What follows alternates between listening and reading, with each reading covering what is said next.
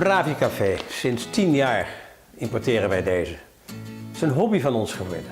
De laatste jaren is het bedrijf in handen van Gianni en Valeria, broer en zus Chiravegna. En dat is ook wat u ziet staan, Bravi Café van Chiravegna. Ze ontmoeten op een beurs. Aangeraden door iemand die zei, die mensen moet je hebben. En ze hebben gelijk gekregen.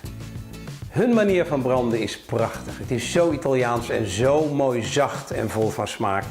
Dat sowieso deze Bravi Café 100% geheel mijn hobby mag worden genoemd. Kleine brander, maar wel hele precieze jongens hoor.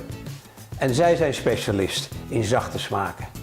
Het is een klein bedrijf, maar ze zijn steengoed en ze hebben de mooiste Arabica's die je maar kan bedenken.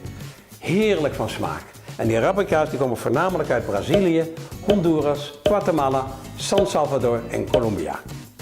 En de Robusta komt voornamelijk uit plekken als India en Indonesië, maar ook wel een beetje uit Ethiopië. Wij werken voornamelijk met Arabica's, maar daarover straks meer.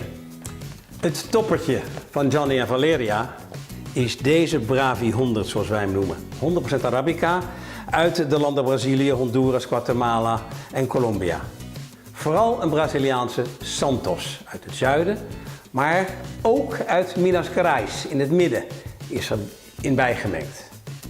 Hij is heel vol van smaak, helemaal zuurvrij en toch, ondanks die zachtheid die hij in zich heeft, heel goed te gebruiken, eigenlijk voor alle soorten. Het is trouwens tijd, niet alleen om het u te laten zien hoe mooi die is, hoe mooi die crème lag wordt, maar het is mijn tijd ook eventjes. Ik ben er aan toe.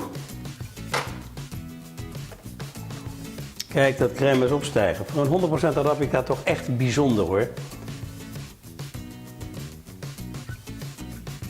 Langzaam trekt hij omhoog en gaat hij naar een centimeter toe. Dit is zo'n 50 ml, dat is bijna net zo'n Lundo. Zit ook dit bijna echt koffie.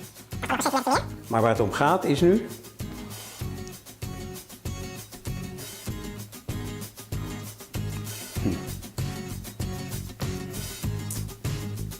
Ik zei zuurvrij en dat is die hè.